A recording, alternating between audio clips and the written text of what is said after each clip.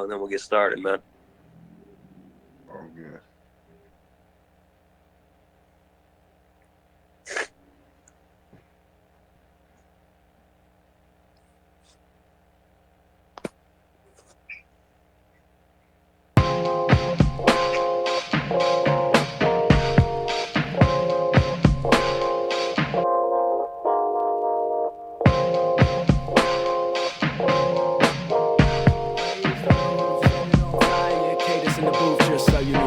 Everybody riot, organized chaos, nobody quiet. We gon' try a seance. Communication and communion with the world's greatest icon. Station as a human, yet he's listening to my song. Hype John, this that no nigga with the bass and the bang. Make it do, yo, hit you with the 5 elements like 5 elephants. Let him know I'm relevant, I'm heaven sent.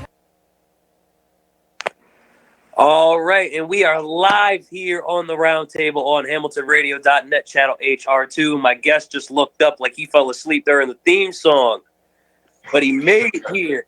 And I'm very, very excited to have this man on because it's different from guests that I normally get to have. You know, I normally have, comedians, musicians, people like that. I don't normally get athletes on, and I don't think I've ever had somebody from fitness that is in, the powerlifting strongman world. So this is definitely going to be an interesting show for me, especially because this man got to pick the brain of one of the greatest bench pressers of this generation, if not the greatest of all time, in Julius Maddox. The guy has a raw 782-pound bench press. There are guys out there that would be happy if they did a quarter of that. So this man, I would be happy if I could do that because I've still got a few 100 pounds to go before I get to 782. But I'm really excited to be able to pick this man's brain. See what he's learned throughout his stretch in fitness and also what he learned from Julius. But very, very excited to have this man here, Big Tommy Burns. How you doing, Yes, man? sir. Man, I'm fantastic, brother. Fantastic. Thank you for the intro and definitely glad to be here. Yeah, for sure. 100%. But I noticed too, you dip in like the strongman lifts as well. So if you could honestly clarify for me, which one do you prefer? Do you prefer powerlifting? Do you prefer doing the strongman stuff? What's the preference for you? For me personally, I'm a strong man to my heart, man. Okay. Since I was 7 years old, that's all I wanted to do is Really? be strong, man. Mm-hmm. So you were from 7 years old, you were just watching those guys on TV, Oh yeah, doing all the different things they do, lift the Atlas stones, the log lift. I see you for love the sure. log lift a lot too, man. Is that a favorite of yours? Oh yeah, oh yeah, Uh, definitely one of the favorites, man. I would say it's probably out of the top five, it's probably number two. Number one would be the giant tire flip for me, man. So okay. yes, so strong man started when I was literally a kid watching. I was like I said, I was 7 years old. I was that kid that would sit up and watch all the reruns on ESPN and all that type of stuff, man. So Right. I literally being 7 years old saying one day I'm gonna be that big, I'm gonna be that strong, and I'm gonna do that. So here we are today. So I don't know how Uh-huh. old you are, but back in the day, there were guys like Bill Kazmaier that were, tearing it up every time, they got into a strongman competition. For those who don't know, Bill Kazmaier was actually so strong that he got banned from competing in the competition after this man won 3 times straight by a wide margin. So, who are some of the strongmen that you watched? Because I don't know how old you are. I don't know if Bill Kazmaier is one of them. I don't know what they are. So tell me a little bit about some of the strongmen that you watched that Yes. made you want to do this. So for me, growing up, man, definitely watching the reruns from the late '70s and the '80s with Bill Kazmaier and Jeff Capes, Right. John Paul Sigmason. Mm-hmm. Those were the guys that really, really in the early days. I was born in the mid '80s, so they Okay. were competing way before I was even born. So to watch those reruns was awesome. But then coming into the '90s, you had uh, guys like Magnus Ver Magnuson, who was a Right. smaller guy, compared to the rest of the athletes, but he would just outperform everybody who just prepared himself so well. and was just a well-rounded guy. He was able to, win 4 World's Strongest Man titles without being the biggest guy. I'm pretty sure without being, the strongest guy. People like him, and of course, when we get into the decade of the 2000s, you got to throw Mariusz Fuzanowski in there. Early days. Oh yeah, you can't talk about strongman without Mariusz, the 5-time world strongest man, and then of course a little bit later getting into it with Brian Shaw and Savickas, and then you get into the last 5 years or so where we talk about the Eddie Halls and the Thors, man, the Martins, and people like that, man. But my favorite of all time is a guy who never won, probably should have won, in my opinion, but in 1990 World's Strongest Man, the guy named O.D. Wilson. They called him the Nightingale. All right. That was my guy. All right. You know who I think is going to go down as somebody that's, going to be so underrated 20 years from now? You brought up Eddie Hall, and he won in 2017. I think, that was going to be his year. It was right after he did the half-ton deadlift. So, I think it just, makes a lot of sense with how strong he got, especially in the short amount of time he did. But I think it's going to be looked at as something that was vastly underrated. I think partially it's going to be, because, Hafthor decided to call him out. I think another part of that is, his grind about how he was trying to win for, about 5 years. Yeah. And, how he crept up closer and closer and closer every single year. And he retired right after he won. And I think just the way everything went down, all the events, it's a shame, too, because that was probably one of the greatest lineups in strongman history. But I think when, you look back at it, I think it's going to be one of the more underrated wins, I think, like 20 years from now. Oh, yeah. I don't know about underrated. I definitely wouldn't see a lot of people 20 years from now. I don't think people would have the attachment of the storyline for Eddie Hall, like he brought up that 5 years before winning. He was literally the poster child of strongman, and that they were able to literally ride the back of Eddie Hall. I'm talking about all of us, World's Strongest Man, and all of us, because of his personality, his charisma, but also his sacrifice, dedication to the sport, and saying, I'm going to win this or I'm going to die. And I think what makes him what makes that half-ton deadlift so great. It's not supposed to be possible. I put that right up there.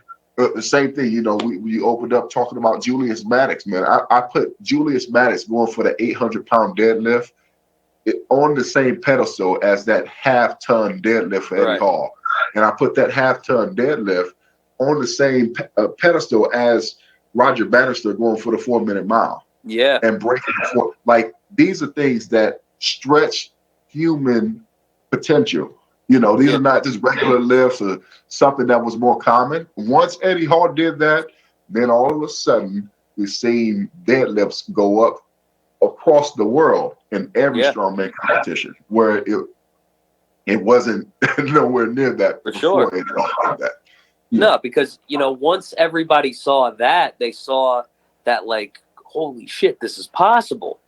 And I don't think anybody thought 500 kilogram deadlift was possible before Eddie Hall decided, you know what, I'm going to try to do this 500 kilogram deadlift. And it's crazy too, because when he talks about the story about it, he talks about getting stuck at like 470, 475, around that level. And, he wasn't able to get past that point, and he tried to figure out why. And apparently, doctors or whoever was telling him, like, this is the limit, like, your body is going to. So he had to, try to figure out, he had to go get therapy to try to figure out how he could get in the right mindset to be able to lift, the half-ton. And I don't think to this day he's come out with, what he had to think about, but he just said it's something very, very dark to get him, like, really angry, really pumped to be able to do something like that. And the crazy thing, if you watch it enough, you can actually see his eyes go red during the deadlift. You know, you see the blood in the nose. And, Mhm. you know, when you hear the whole story, you know, that's how you get the picture of how dedicated Eddie Hall was to the sport.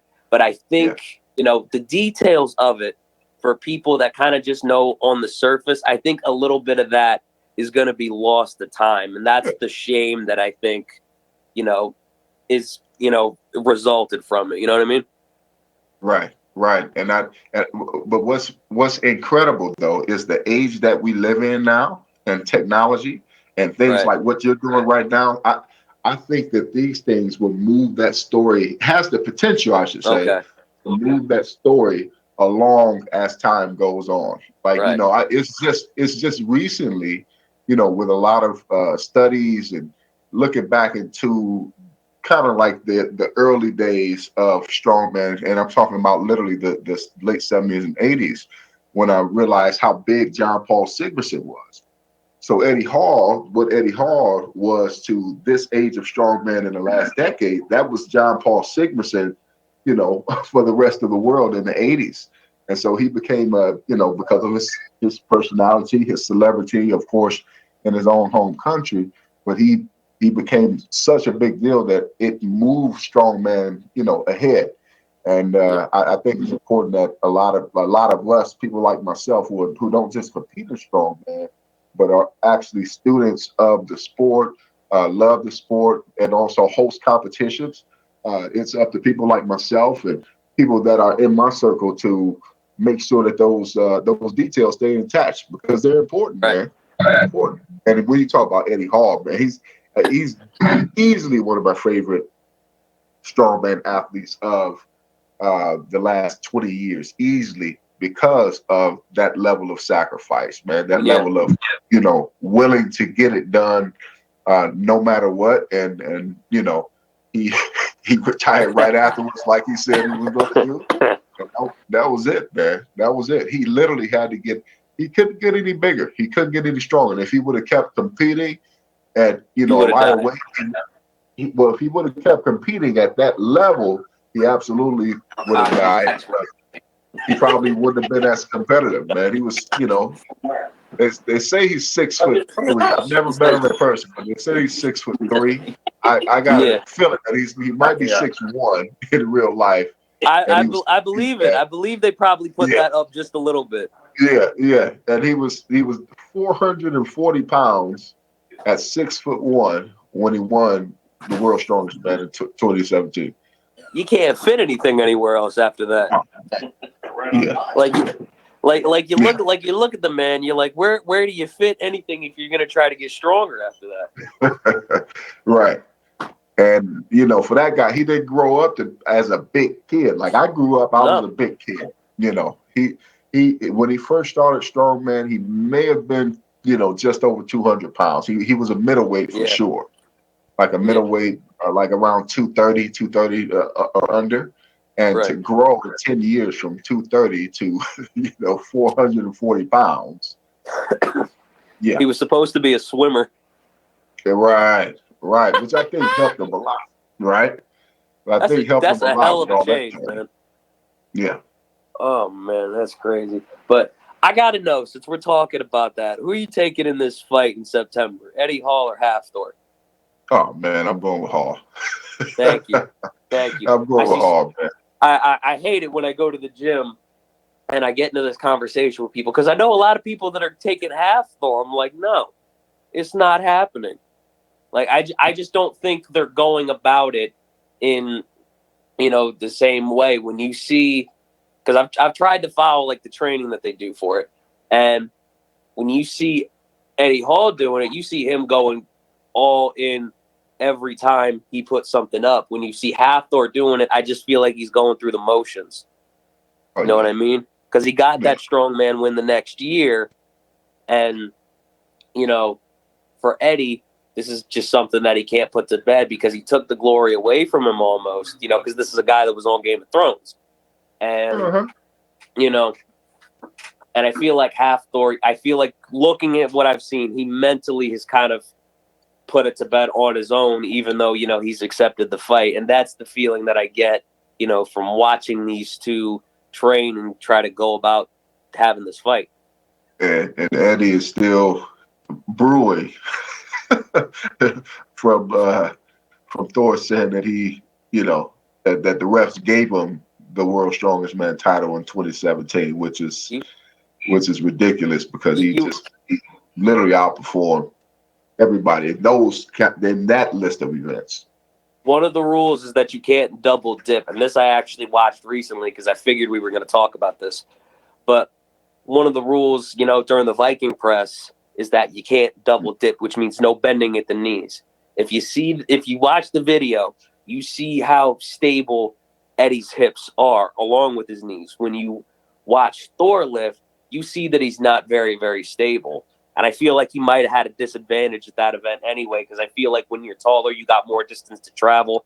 It's harder to keep things stable, which, I mean, 14 reps on that event, is incredible, when you look at it like that. And, the dude, you knew the dude was going to win strongman because, you look at the guy, 6'9", 450, dude's an incredible physical specimen. But, like, you watch the video and it's like, I know you want to win, but where is your argument right now? Mm-hmm. Like, I look back at it and, it's just crazy to me. But, yeah. I mean, I wish I could get under that and do 15 reps, but I would obviously have to get trained in strongman first. But where was I even going to go after that? Well, I got something for you. So a lot of people would. I have to bring this up all the time when I'm having conversations about this particular series of events with Hall and Thor. A lot of people have claimed that was the most controversial World's Strongest Man finals or sequence, the history of World's Strongest Man. And I'm like, nah. No. Maybe in modern or recent, maybe. history. All right. If we go back, you opened up talking about, Bill Kazmaier, who he got banned from World's Strongest Man. Yeah, for being too strong. That's the whole point of the event. How do you get banned for excelling at something? Yeah, for being too strong. Figure that out. A few months ago, I posted a TikTok, and it was just a quick 1-minute synopsis of what I consider the most controversial World's Strongest Man. Like, it was my first ever video that ever got over 1 million hits because there was so much controversy behind it. People arguing on either side. And it was the 1990 World's Strongest Man with O.D. Wilson, and John Paul Sigmarsson won that event, World's Strongest Man. It was his 4th title. But John Paul Sigmarsson, great athlete, incredible specimen, incredible persona in the world of strongman, a legend, absolutely. But he should have 3 titles. Right. So it goes at O.D. Wilson. So all these guys used to travel together and compete together at this time. So they would go from competition to competition, World's Strongest Man to the Highland Games to the whatever was coming up. They would all travel together, kind of like on a tour, like a strongman tour, right? And so here's this powerlifting guy who comes into the mix within just a couple of years, 6'6", 400 to 440 pounds on any given day. Wears a size 23 shoe, a size 23 ring, called O.D. Wilson. They called him the Nightmare. And they see how strong he was. He was a world record powerlifter. But they see just how strong this dude was on that tour, right? And so they get the World's Strongest Man. It's in Finland. And all of the events were tailored to have John Paul win because they were more athletic events, more movement events, a lot of loading events and things like that. So nobody dreamed that OD had a chance to win that World's Strongest Man title because there were so many movement events. Well, we get to the final day of World's Strongest Man, and OD Wilson is up by 5.5 points with 1 event left in the entire competition. Nobody knows what the event is yet until we get to the actual event. And once they show it, they pan the camera to a 200-meter track. And what they had to do was carry 220 pounds of bricks, or 100 kilos of bricks, around the 200-meter track. O.D. Wilson's already 400 plus pounds. And the only way that John Paul could win is he had to come in absolute first, and O.D. Wilson had to come in absolute last. Oh, But no. what an event to make that happen. And so John Paul ends up winning that World's Strongest Man competition by half a point, because that scenario played out just that way. So I guess people look back at that and, they kind of just figured, let's put this event here so he could come out with it. Oh, it was, the whole competition was in John Paul's favor. Like, it was, so years later, there was a book written called Giants and Legends. And this is the book was written, the author was one of the founders of World's Strongest Man. And so he's a guy that comes from Highland Games background and would host all the Highland Games. And he talks about how they organized and started World's Strongest Man. And he talks about his stories of being with all these guys, man. And there's a one chapter in there called The Nightmare. And he talks about how big this guy was, how people looked at him when they traveled together. And then once he gets to this part about the World's Strongest Man in 1990, he himself, who was also best friends with John Paul Sigmason, he himself says in the book that, yes, the fans wanted their guy to win. So they put all of these series of events together in order to make sure that John Paul had, the upper hand, as not just for other athletes, but particularly for the mighty strong O.D. Wilson. So they pretty much came out and said it. Oh yeah. I'll tell you what, though, they must have been panicking when they saw how that scenario had to play out exactly when we get to that, because they're thinking, if this man comes into second to last, he's winning World's Strongest Man. Mm-hmm. So, I can only imagine if you put that together and you're thinking about that, how O.D. Wilson has you panicking. Yeah, man. It has to be like, man, what can we do within the realm of strongman to make this scenario pan out the way we need it to happen? I'll tell you this: O.D. Wilson probably would have been banned next after Bill Kazmaier had he won. Oh man. Yeah. I can see it now. All right. Yeah. I'm gonna put you on the spot though with strongman competition in general. Who do you think is the GOAT of strongman? Because I think it's one of those things where you could put a few guys up there, including Bill Kazmaier, Magnus Vermageson. Mm-hmm. I always get him mixed up with the 5-time World's Strongest winner, but you put him out there, about 20 minutes ago. But I always get him and the 5-time World's Strongest winner mixed up. Mm-hmm. But, there's Brian Shaw, modern day, who's also got 4 strongman titles. That man's still looking for a 5th. But who do you think is the GOAT? Man, the GOAT, for years upon years, I said that it was that it was Bill. I still stick with that, but I would love to see Bill and Mariusz Pudzianowski go head to head, man. Yeah, so man. If I take Bill Kazmaier out of that, because we wasn't able to see how dominant this guy was, he never got to display that. They banned him. Not only did they ban him for after that third win, so he took 80, 81, and 82. So 83 he couldn't compete. They banned him for like 4 years, and he couldn't come back until 88 when they had World's Strongest Man. And so we never had a chance to really see the full, not necessarily dominance, but just the full realm of what this guy could have done. Now, Mariusz Pudzianowski, on the other hand, we got a chance to see his storyline play out in World's Strongest Man. Even though one contest they banned him for substance abuse, and then said that it got him for substance abuse, and then he couldn't compete the following year, but then came back and ended up winning the it ended up winning the World's Strongest Man title again. So he had 5 times. So we got a chance to see his story pan out and play out.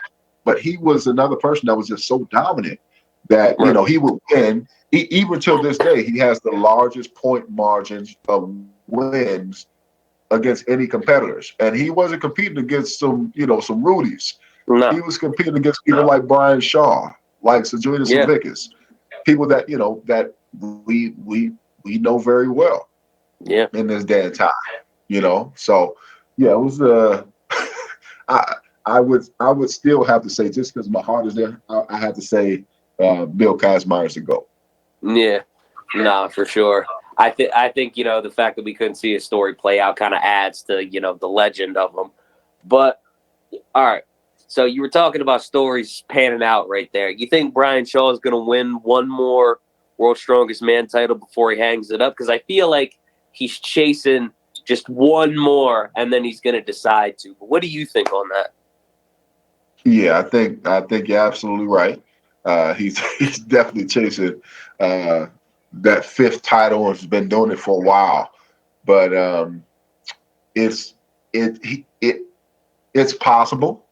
It's absolutely possible. Yeah. What's going to determine that, though, is what events they decide is going to be in World's Strongest Man.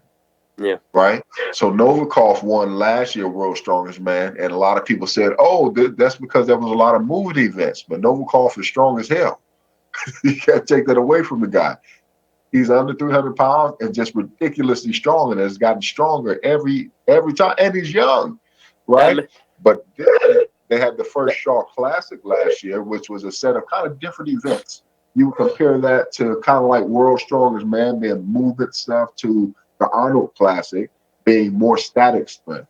So when Shaw put on the Shaw Classic, the first one, that was a good mixture of stuff, and Brian Shaw was able to beat a lot of those people, even though he competed at World's Strongest Man and didn't even podium, So yeah, it was it's a fascinating mix right now. So it really depends on the events they decide is going to be at World's Strongest Man.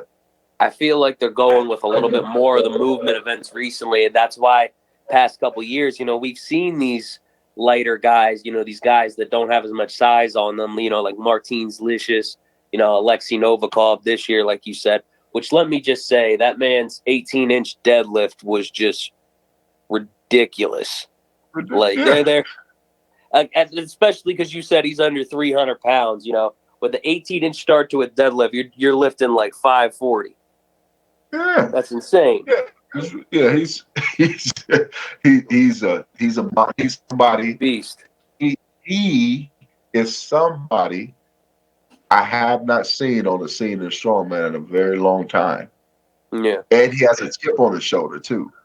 Oh yeah, meaning that there's a lot of people that was questioning, the win from World's Strongest Man, talking about the strength and the movement and stuff like. And then he comes out and what was the World Strongman, World Ultimate Strongman happened a few weeks ago. Okay, and it was an event that's just as heavy, as the World Strongest Man and Arnold Classic, and he wins that. And he didn't do bad at the Shaw Classic either. He podiumed at the Shaw Classic.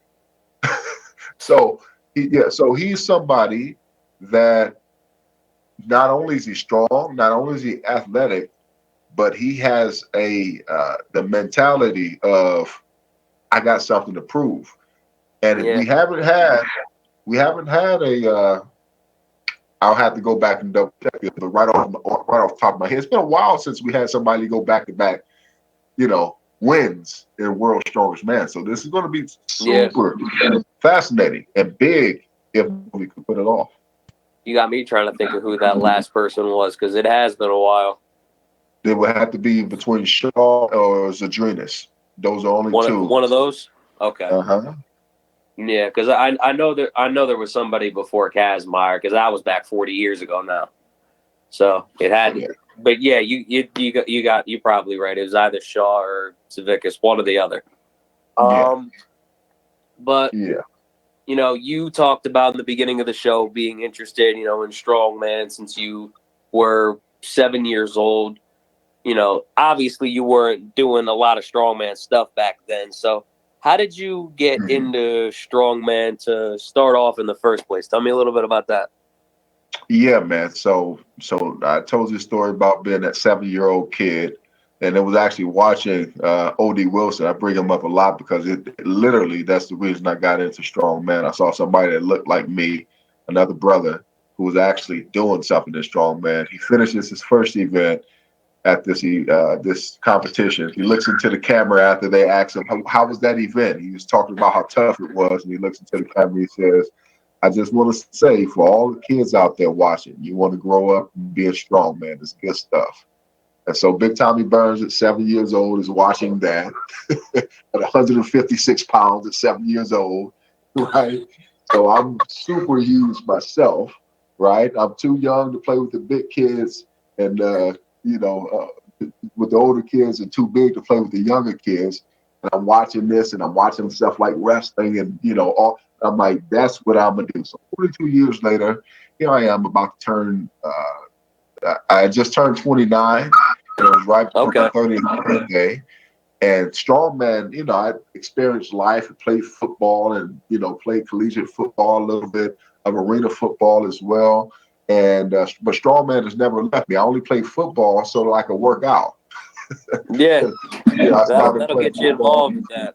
Yeah, I started playing football in 11th grade, was never a fan and didn't even watch it before that, just because the coach told me that if I didn't try out for the team that year, I wouldn't be able to come back to the weight room. So I said, when's practice, coach? Right?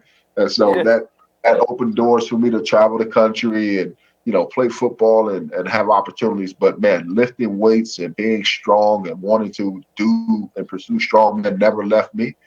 So here it was just for my 30th birthday. And I said, man, if I'm getting older, about to hit this, this benchmark of 30 years, and if I'm going to do this, I need to figure it out.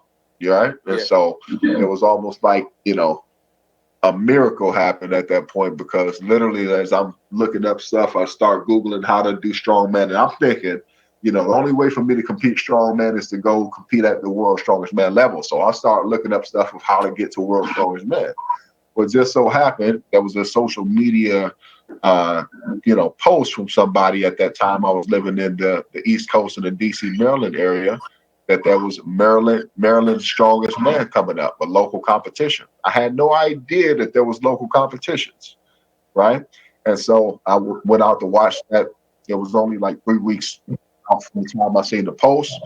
I figured I'd go out and watch it and then compete in it the following year. Well, I went out there, watched it, loved it, fell in love. It was my place, my space, my environment.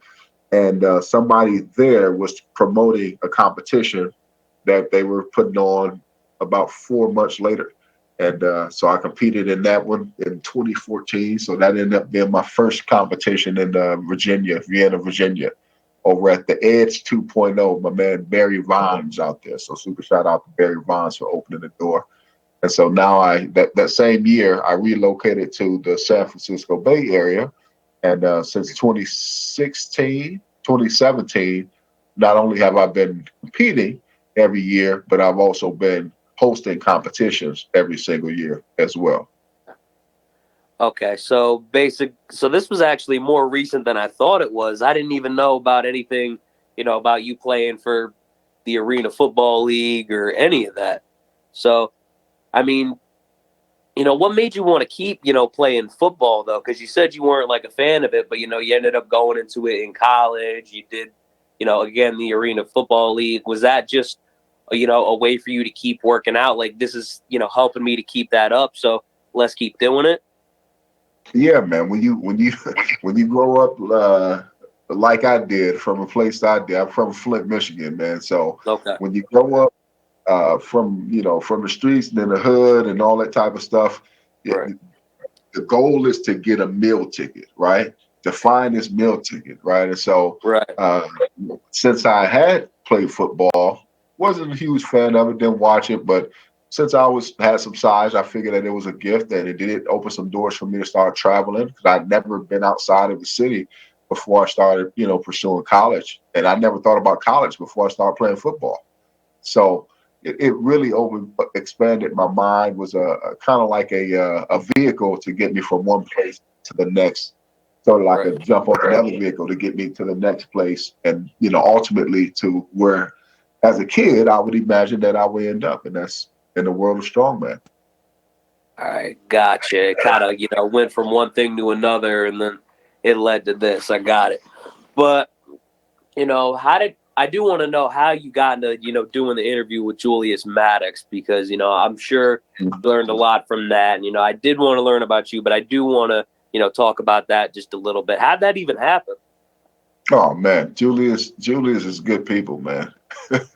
Yeah. Julius is good people. Even as strong as he is, he's super underrated. And I think that a lot of people, won't recognize it until he's actually done. And I'm one of the people that actually reached out to him, not just through social media, reaching out saying, man, how great you are, but I actually offered, my assistance with him, not in training or anything else, but I also wanted to have him out to some of our events and things like this. This is, of course, pre-COVID. So just really reaching out and seeing how I could, I'm a big, one of my core values is service, man. So I'm huge on seeing how much service I could offer without asking anything, just to build relationships with people and to see them do well. And I think he felt that from the very first time that I reached out to him, started chatting with him. Not a lot of people this is shortly after he broke the national record for the United States of America. And because I've been following, Eric Spoto and, I've been powerlifting for a long time, and of course the bench press, yeah, so I've been following that stuff for a long time, man. But I seen something in him that I had not seen before, buddy. And that was that breaking the world record was it was like the beginning. Whereas everybody else breaking the bench press world record, it was like, this is all I got. For him, it was like, I got more. Oh, that was so much more left in the tank. And that's what you don't normally see too. Like, okay, I got this. Let me move farther and farther ahead of everybody else till they can't catch up. It almost seems like. Oh man, just having fun with it. That's it.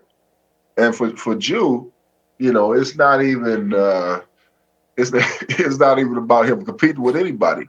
It's literally him and himself, and he's just trying to see how far he can push himself to be the best and give all that he's gotten before he's like, okay, I'm done with this. I'm ready to move to something else. That's why I love it. That's why I love the gym, man, too, especially when you go by yourself, because it's just you with your thoughts, and the only person you're comparing yourself to is you that came in the gym yesterday, and you're just trying to beat what you did maybe yesterday, last week, last month, or whatever. That's, all you're trying to do when you go in the gym. And, that's why I think I gravitated to it. I didn't have to compare myself to anybody. It could just be me and me doing what I do, the very best I can every single time that I step in there, and, giving everything I got so I could be honest with myself afterwards. You know what I mean? Right. That's it, man. Yeah, man, for sure. But I do want to say, man, I appreciate you coming on, definitely, for sure. I appreciate being able to pick your brain about all this kind of stuff, strongman in general, your journey, your conversations, with Julius, because that's where I ended up, finding out who you are. And, nice. I'm really happy you just decided to come on and, I could have something completely different on my show once again. So thank you, man. I really, really appreciate you taking the time out. Absolutely, man. Absolutely. No problem anytime. And I definitely appreciate you guys as well, man. Your show normally consists of comedians and other people, yeah? Yeah, I've been doing stand-up comedy myself for a little bit over 3 years now. So nice. I've been able to connect with a bunch of people that live out in the city, up in Connecticut, Western Mass. And through, the pandemic, it's been a blessing in disguise in this way because, through Zoom, I've been able to connect with people, not even just all over the United States, but all over the world. There's people that, I know from Idaho, Phoenix, up in New Hampshire, down south, LA, there's one from London, another one from France, another person from India. There's somebody, I think, from Malaysia, but that one I'd have to double check. But, I've been able to connect with people pretty much everywhere through this, man. And that's been a blessing in disguise. But, because I've been following this. And you know what? I like that you're a wrestling fan, too. I got to have you back on to talk about wrestling for sure. Oh, man, for sure. All right. Who's your favorite wrestler, just really quick? Man, I go with the popular guy, man. I'm a fan of The Rock. The Rock? Hey, man, Yeah. I like Stone Cold, so I'm with that. There we go. I like Same era, man. Yeah, no, Stone Cold is my favorite of all time. The GOAT is The Undertaker, though. The GOAT is definitely The Undertaker. Absolutely. We've talked about sacrifice. All the sacrifice this man put in, literally wrestled past the point where he couldn't even walk right. Yeah. So, all that sacrifice to him, I can't picture anybody else as the GOAT. I love Shawn Michaels. I love Ric Flair. I love Bret Hart. But to me, it's got to be The Undertaker, man. Oh, yeah. And one of the people that's on my Dream 100. Dream 100 meaning that somebody I absolutely aspire to meet and pick their brain one day, maybe have dinner with Vince McMahon. I think Vince McMahon is underrated as not just like, of course, a wrestler, but the brain of a cultural phenomenon. And I don't think people will understand it until, years after he, years after he passed away or something like that, man. But hopefully not. But I think he's super underrated as, he might have had the biggest cultural movement of our lifetime. I mean, the thing too, as a businessman too, this man was pretty much just born into doing sports. I actually did an article about this for a website. This man was pretty much, born in, being a businessman for different types of sports. You had his father, Vincent J. McMahon, who, got into wrestling. He helped found the Capital Wrestling Corporation, which is the WWE today. You had his grandfather, Jess McMahon, who put together a lot of different basketball games between white and black players, back then, because this was the 20s when he was doing that.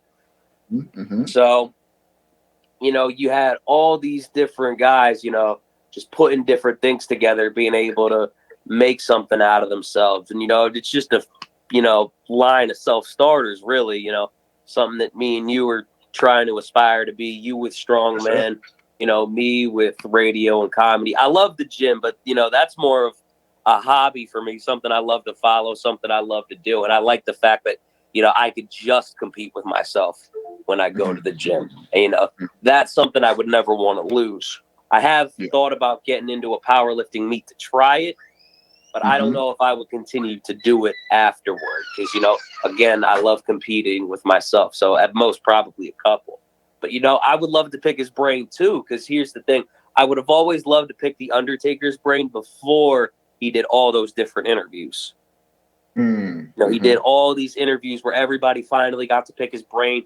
He rolled back the curtain, and once he did, everybody started asking The Undertaker for interviews, and he was, letting everybody give him the interviews. So you finally got to, pick the brain of him a little bit, see a little bit inside of The Undertaker. I didn't think you were going to get that chance with The Undertaker, but I definitely don't think you'll get that chance with Vince McMahon. So I'm with you on that. I'd love to be able to pick his brain too. Yeah. I know that was a lot. I'm sorry. Man.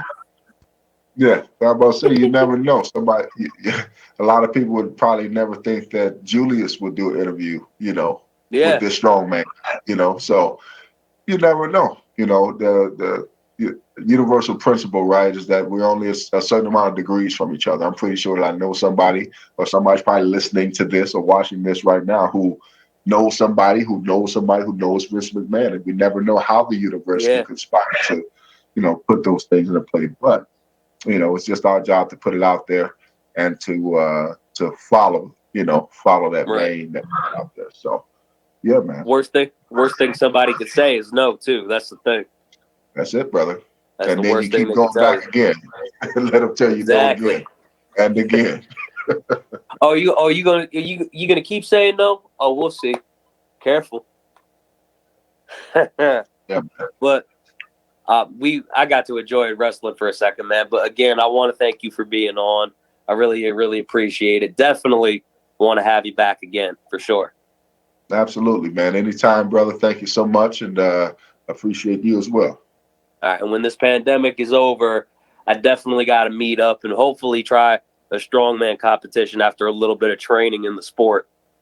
Oh man, that's what I wanted to tell you. You just got to do it, man. The powerlifting contest, you just got to do it. And whether you decide to continue afterwards, that's not your business right now. Right now, you know, if you feel like you want to do it, just go out, do it, see where you're at.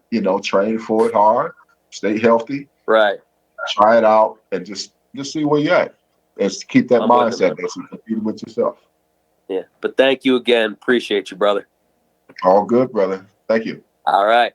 Anyways, everybody, this has been the Roundtable on HamiltonRadio.net, channel HR2. I'm your host, John Brecco. This has been Big Tommy Burns on the show. Yeah, buddy. We will be back same time, same channel next week. So make sure you catch us. Deuces. Peace. Galaxy. I'm actually born from the static. See, ass to be crazy. I'm trying to be amazing. Next big thing kinda has a nice ring. Bada boom, bada bing. You love it when I go off when you're so loud and it's so awesome. I get it cause I am from where the stars from. I'm Martian, the boogie down's the motherland. Cool arcs the overlord and we are just a cover band. I love the land I'm in, but everyone's opinionated, insinuating the word and sin. Only then you hate it. I'm always getting so high so you can gaze up.